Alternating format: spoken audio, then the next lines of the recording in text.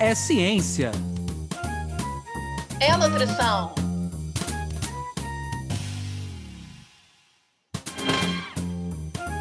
É nutrição É ciência. Ciência da nutrição. Sejam todos bem-vindos pela ciência. Sejam todos bem-vindos pela nutrição. Meu nome é Anderson Teodoro. E eu me chamo Luana Aquino. Está no ar mais um episódio do podcast Ciência da Nutrição, que tem como principais objetivos trazer para vocês aí de casa, do trabalho, da academia, do carro, informações quentes, informações atualizadas sobre as diversas áreas da ciência da nutrição. Com o nosso podcast, a gente também quer promover, estimular mudanças de hábitos e estilo de vida em cada um de vocês, com essas informações de cunhos científicos, inspirar, de fato, o dia a dia de cada um. A gente gostaria muito de agradecer aos nossos ouvintes que estão nos acompanhando, tanto por aqui quanto nas redes sociais, e lembrar para vocês que a gente está gravando na pandemia. Então, a gente já conta com a compreensão de vocês em relação a possíveis ruídos. Hoje, possivelmente, vocês vão escutar, inclusive, belos sons de pássaros aqui. Tem um certo apresentador que está tirando essa onda com a gente. E, além disso, hoje, um dia super especial, ao qual eu gostaria muito de agradecer a presença da doutora Flávia Campos, que vai nos falar de um tema que tem tudo a ver com o podcast Ciência da Nutrição, o campo científico de alimentação e nutrição e a produção na pós-graduação. Vou apresentar a professora Flávia para vocês. Ela é professora adjunta do Departamento de Nutrição e Saúde Pública da Escola de Nutrição e também professora do Programa de Pós-Graduação em Segurança Alimentar e Nutricional, ambos da Universidade Federal do Estado do Rio de Janeiro, a Unirio. A Flávia participa do Núcleo de Estudos sobre Alimentação e Cultura, o NECTAR, e é pesquisadora associada da Rede NAUS, Rede Ibero-Americana de Pesquisa Qualitativa em Alimentação e Sociedade. Ela é graduada em nutrição, mestre em nutrição e doutora em alimentação, nutrição e saúde. Flávia, seja bem-vinda ao podcast Ciência da Nutrição. Obrigada, Luana. Eu que agradeço o convite de vocês para participar do podcast, trazendo um pouquinho sobre esse assunto. Que bom, Flávia, ter você aqui. E como é de hábito no nosso podcast, a gente sempre gosta de saber desse passado, desses bastidores, e eu queria muito que você compartilhasse com a gente, Flávia, como é que foi a tua escolha pela área de nutrição? Tá. Eu, na verdade, quando eu me inscrevi no vestibular, né, a minha primeira opção, na verdade, na época não tinha primeira opção. Eu fiz uma opção para medicina num lugar e na minha cidade eu fiz a opção por nutrição. E aí deu nutrição. E daí eu fiquei. E hoje em dia eu acho que foi bem melhor para mim, sabe? Eu acabei ficando porque gostei mesmo, enfim. E foi mais ou menos esse o meu caminho inicial. E dentro da nutrição, foi interessante, porque eu acabei me afastando até um tanto desses aspectos clínicos, mais biomédicos, né? Que, a princípio, eu achava que era o que me interessava. E depois eu fui vendo que não era isso que eu mais gostava. Eu descobri que a nutrição tinha outras coisas que me interessaram mais até. Foi meio por aí, assim. Então, isso aconteceu depois no mestrado, percorri pela ciência de alimentos, assim, dentro da nutrição, mas lá no paralelo com a ciência de alimentos, e depois no doutorado com as ciências sociais e humanas, nessa interface. Isso sempre me agradou mais, poder fazer essas interfaces. Foi meio por aí, Luana. Bem interessante, Flávia, essa sua escolha. Entrando agora um pouquinho na temática, né, do nosso podcast, eu queria que você esmiuçasse um pouquinho, quando a gente fala campo científico, produção na pós-graduação, queria que você explicasse para os nossos ouvintes do que a gente está falando, né? Do que a gente vai conversar aqui nesse podcast. Então, eu acho que a primeira coisa disso que você está perguntando é assim, por que a gente está falando de alimentação e nutrição? Acho que a gente pode até começar por aí.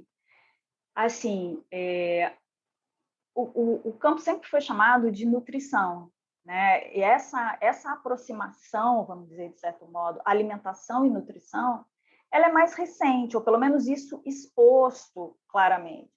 Quando a gente fala de alimentação, a gente está falando de comida, sabe? A gente está falando, assim, do alimento simbolizado, não necessariamente dos nutrientes, né, daquilo que está lá, químico, que vai nos trazer algum benefício ou malefício, enfim, que é o que trata a nutrição, sabe? Então, é um pouco isso que quando a gente usa esse termo alimentação e nutrição, é trazendo esses dois.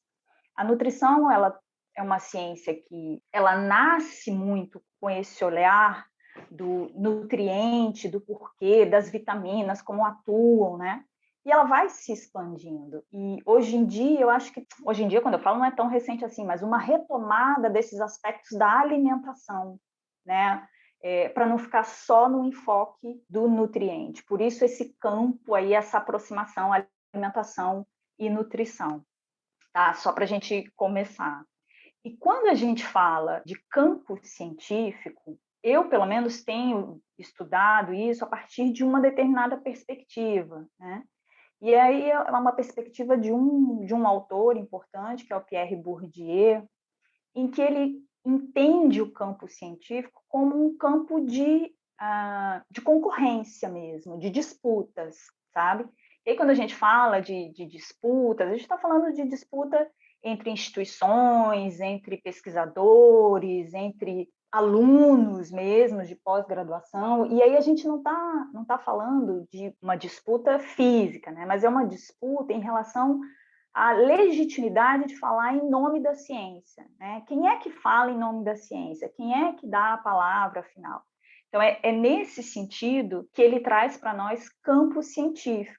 Então, que cada pesquisador, cada instituição, ela tem uma posição nesse campo, ele está estruturado de um determinado modo. Então, eu vou tentar dar alguns exemplos assim para tornar a coisa mais concreta.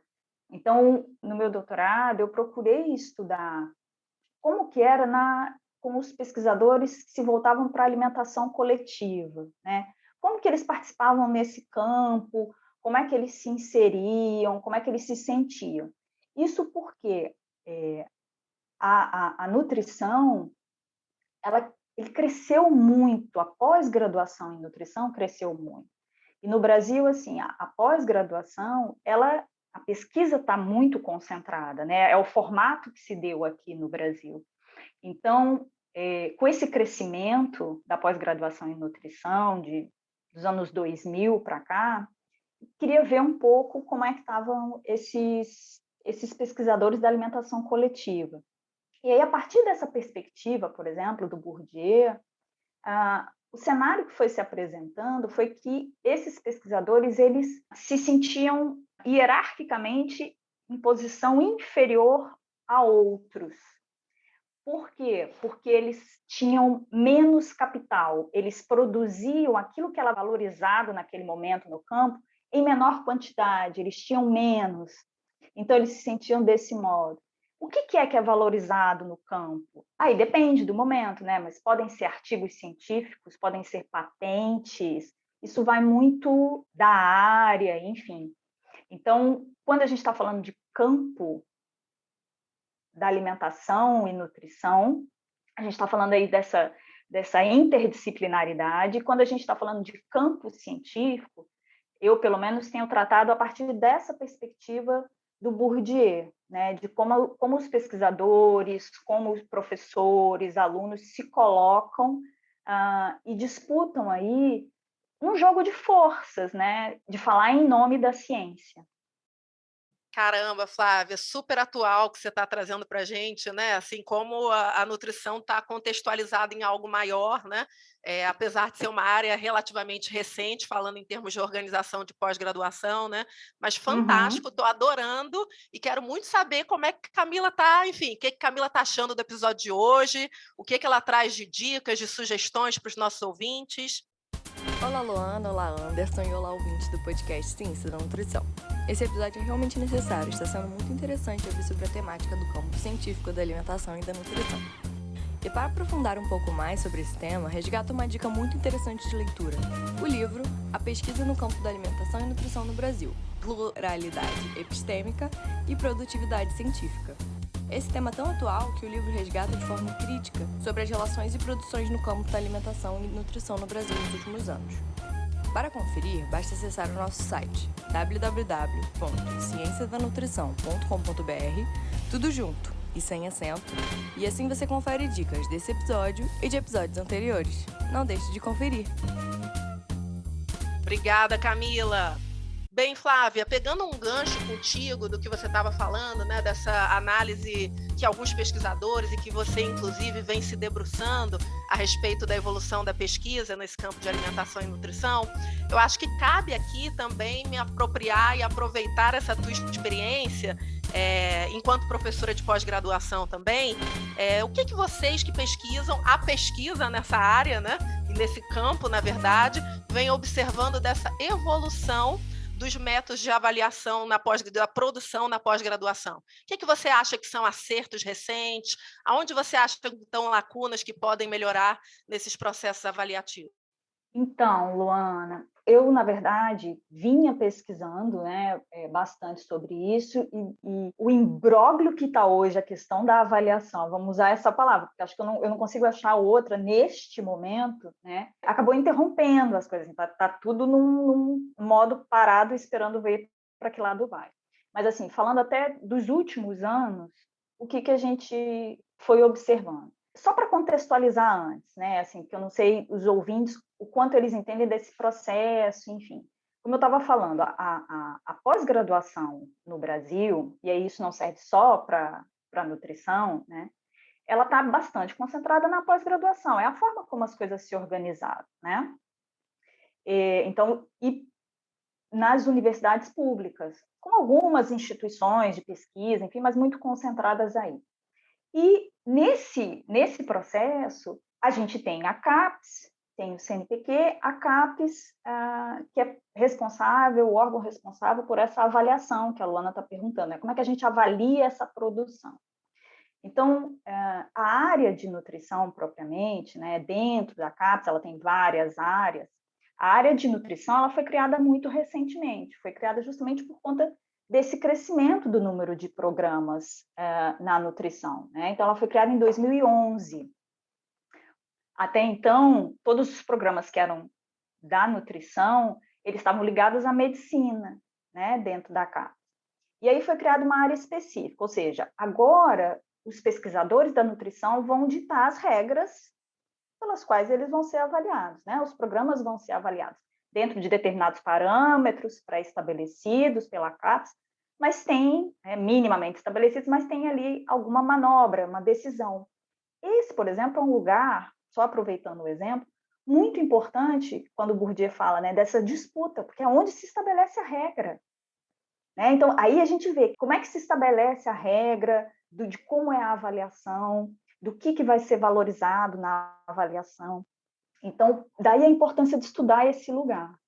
E aí, uma das coisas, por exemplo, que a gente viu na avaliação de 2016, né, que foi, na verdade, a primeira que foi efetivamente feita dentro da área, né, assim, com 100% do período dentro, já pertencendo à área nutrição, os programas. Ele não mudou muito em relação ao que vinha sendo feito na medicina. No que se concentrava muito a avaliação?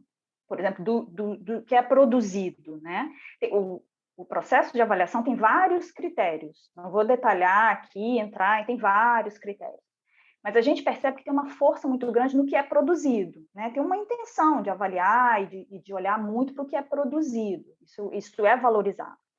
E aí, nesse caso, assim, o que a gente viu foi que o critério de avaliação estava muito voltado para critérios bibliométricos.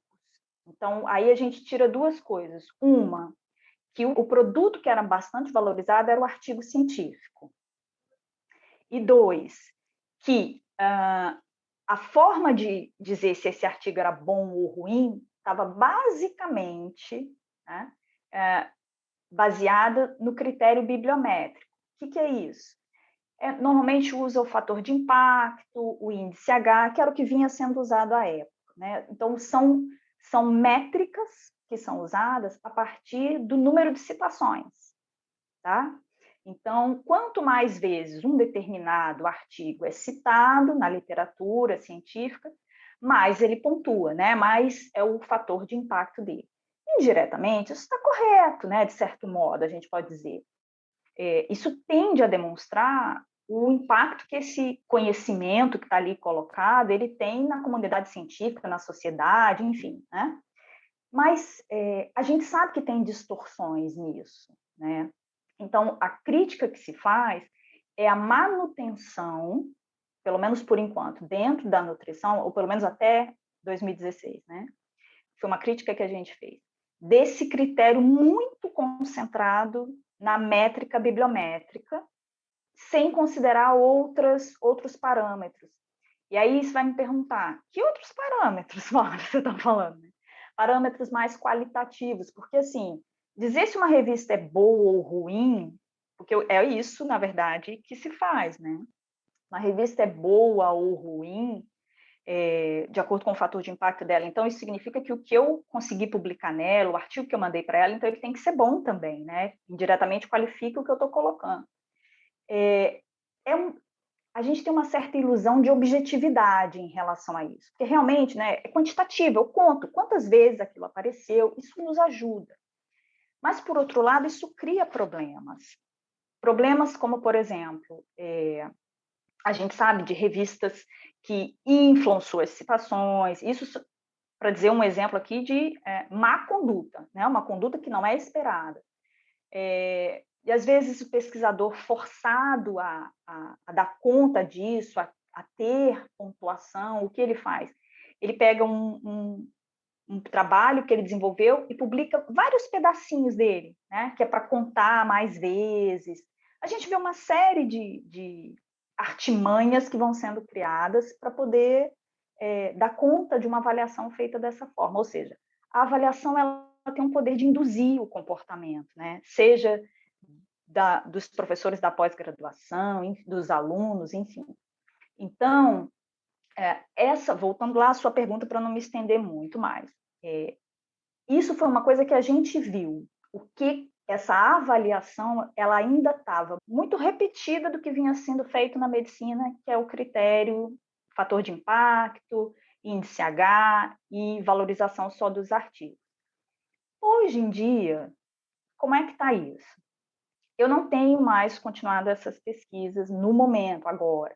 Mas, assim, eu sei que, por exemplo, né, foi sendo dado andamento à avaliação de livros, que é feita de maneira diferente. Então, quando você me pergunta, que outro critério vai usar? Bom, uma outra coisa que se pode fazer é, além de artigos, que outros produtos podem ser avaliados, computados, levados em consideração. O livro é um deles, né? E aí tem uma discussão dentro da área sobre como, então, avaliar esses livros, porque também não pode ser qualquer livro, né? Ele tem que se equiparar, de certo modo, à dificuldade que se tem para outros tipos de produtos, a dificuldade de publicar o artigo, enfim. Então, tem outros critérios. Quando eu mesmo me fiz a pergunta, né? Então, que outras coisas que poderiam ser qualitativas, eu não tenho uma resposta. Infelizmente, gente, vou deixar vocês na mão, eu não tenho uma resposta. O que eu queria trazer aqui, que eu acho que é muito importante, é que a área precisa discutir isso. Precisa discutir isso, ao invés de só ignorar, né? Assim, eu só seguir um determinado parâmetro. Porque senão a gente corre o risco de não abarcar essa interdisciplinariedade, essa pluralidade. Porque o que a gente vê é que nem tudo que é produzido dentro do campo da alimentação e nutrição se resume, ou pode ser resumido só a esses artigos e patentes, entende? Então, é muito mais uma tentativa de vamos olhar o que mais que a gente pode, do que propriamente trazer uma resposta. Flávia, bem interessante você trazer essa discussão sobre esses produtos, porque eu queria voltar com você um pouquinho agora numa discussão mais dentro do campo. É óbvio que as temáticas que envolvem o campo, elas ajudam muito a construir o tipo de produto que a gente vai ter no final. Então, eu queria que você falasse um pouquinho como é que você está vendo a ciência hoje, até porque essas temáticas, de fato, quando elas entram em disputa, elas se amadurecem, elas ganham foco e acabam influenciando quem está ouvindo a gente, né? Então, eu queria que você dissesse para a gente assim, quais são os principais temas hoje, ou quais são as principais disputas que a gente tem dentro desse campo da alimentação e nutrição. Eu cito um muito claro, muito conhecido, que a gente viveu recentemente, que foi a questão do guia alimentar, né, que obviamente é um caminho desse, mas você que estuda essa área, como é que você imagina, né, ou quais são os principais temas que têm se destacado hoje, que vão se destacar no futuro dentro dessa disputa nesse campo? Sim, Anderson. Assim, em relação a temáticas, uma coisa que vem chamando muita atenção é a questão da sustentabilidade, né? E não parece, mas há uma disputa assim, em relação à temática, é a forma de entender, né? Sustentabilidade ambiental, sustentabilidade social, econômica, tecnologias sociais, isso tem uma questão. Embora quando eu esteja falando dessa disputa, eu não estou falando pura e simplesmente da disputa dentro da temática, né? Mas pensando nisso, quando a gente fala, por exemplo, de alimentos orgânicos ou geneticamente modificados, a gente vê amplamente uma discussão. E tem uma outra que fica um pouco mais velada, né? Porque o transgênico, eu acho que ela suscita mais o ativismo até, enfim. Mas tem uma outra que são os biofortificados. E eles parecem não ter disputa no campo, mas tem. Tem uma tensão aí colocada, tem perspectivas muito diferentes. Então, esses são alguns, por exemplo, que me vêm à cabeça agora mais recentemente, né? Importantes. Mas quando a gente fala, por exemplo, das áreas dentro da própria nutrição, né? Aí eu não sei nem se a palavra disputa é boa, mas vou usar um exemplo que eu comecei falando da pesquisa do doutorado, por exemplo, que tratou da alimentação coletiva. É como uma área, um núcleo de saber dentro do campo da alimentação e nutrição. E quando a gente for olhar para a produção, né, para as dissertações e teses desenvolvidas na área, o que a gente viu? Que eles estavam dispersos pelos programas de pós-graduação, então não estavam concentrados em determinadas linhas, né? Como a gente vê, tem uma linha mais voltada para a nutrição clínica, uma linha mais para a ciência de alimentos, a gente vê isso, né? Essa distribuição de áreas dentro do campo. E da alimentação coletiva não tinha, ela estava bem dispersa. E quando a gente for olhar, então, os produtos e como os pesquisadores se colocavam, a gente viu que em vários momentos aquilo se mesclava com a ciência de alimentos, assim, meio que confundia, né? Meio que andava paralelo. Então, por exemplo, não chegava a ser ou se é uma disputa, estava uma disputa muito desigual, porque, por exemplo, a ciência de alimentos, ela produz e tem um impacto e uma força dentro da CAPES, dentro do Ministério da Educação, muito maior, né? Até eu acho que eu digo até dentro do Ministério de Agricultura, muito mais, né? Assim, do quanto ela produz, da forma como ela se organiza, né, dentro da sociedade e no campo. Então, a gente vê essas discrepâncias, entende? Não chega a ser uma disputa, mas é um lugar que um ocupa e o outro ocupa um lugar bem diferente. Nossa, Flávia, como é bom te escutar falando de um tema super denso, mas assim, fantástico, né? Vontade de trocar mais aqui contigo, porque é super necessário. Não tenho dúvidas que esse episódio os nossos ouvintes vão ajudar a divulgar, porque é muito necessário, com a frequência que a gente gostaria de fazer muito mais, né? Na universidade, por vezes, esse olhar à pesquisa criticamente fica para um outro momento, quando as demandas diminuírem do dia a dia, né? Mas é muito importante saber que tem pesquisadoras como você e a tua rede de contatos e outros olhando, dando esse olhar crítico e necessário para a ciência da nutrição. E agora, Flávia, eu gostaria muito que você falasse dessa bela imagem que você escolheu aqui para os nossos ouvintes, que é um momento mais lúdico do nosso episódio, que eles vão ter acesso a essa imagem no nosso site. Então, fala para a gente por que você fez essa escolha dessa imagem, o que te remeteu quando você escolheu. Então, eu vou ser bem franca, eu quis muito, muito escapar daquela imagem que a gente sempre tem, Se qualquer um procurar a imagem da nutrição, vem aquela maçã com a fita métrica, né? Aquele jaleco branco.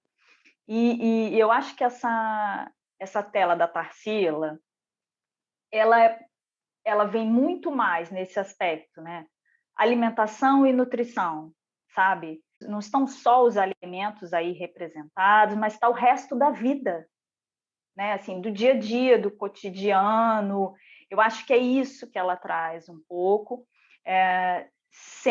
tentando sair um pouco desse lugar que às vezes eu vejo ele como um pouco opressor, assim, esse do nutriente, né? Então, isso opressor que eu digo no dia a dia das pessoas, quantas calorias tem, como é isso, tarará, não quer dizer que isso não seja importante, né? E que essas informações não sejam importantes, que elas nos ajudam a viver melhor, nos ajudam a tratar de doenças, elas são muito importantes, né?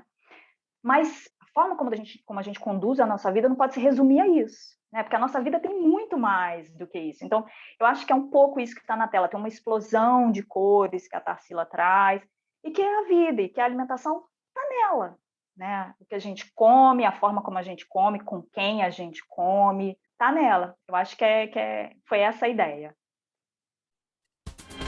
Ai, Luana, lá vem essa musiquinha dizendo que a gente tem que encerrar o nosso programa, hein? Poxa, Anderson, cada vez está passando mais rápido, essa é a minha impressão. Mas eu queria muito agradecer a bela conversa aprofundada e necessária que a gente teve com a Flávia. Flávia, você é nota 10, sou sua fã. E gostaria muito agora que a Paola relembrasse aos nossos ouvintes aonde eles encontram nossos episódios, site, redes sociais. Oi, pessoal, Paola aqui. Estou passando para lembrar que as nossas redes sociais estão a um clique de vocês. Nosso Instagram e Facebook vocês encontram pelo @podcast Ciência da Nutrição. E também tem o nosso site, cienciadanutrição.com.br, onde tem informações sobre esse episódio e os anteriores. Obrigada, Paola. Agora eu vou passar para ele, o cara. Anderson Teodoro está contigo.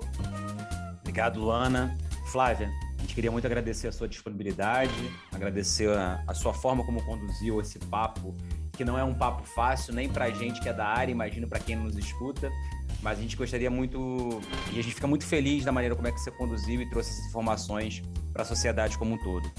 Queria te passar o microfone para suas considerações finais, para você divulgar tudo aquilo que você desejar, o espaço é seu. Gente, eu que agradeço mais uma vez o convite. Foi uma conversa muito bacana, né? O tempo realmente passou super rápido, tá? E eu espero que tenha dado conta, assim, do que vocês tinham intenção, porque realmente não é isso que o Anderson falou, não é um assunto tranquilo, né? Um assunto pedregoso, assim, difícil às vezes. Mas eu acho ele importante para os alunos da graduação, importante para os alunos da pós-graduação, e mesmo para quem não é estudante, né? Porque às vezes a gente imagina que não tem nada a ver com a gente, mas isso faz parte, é como a ciência é construída, não é só o conhecimento puro e simples, né? A maçã que caiu na cabeça do Newton e ele teve uma super ideia. Não é assim, né? Tem uma série de coisas envolvidas, disputas, formas de fazer, enfim.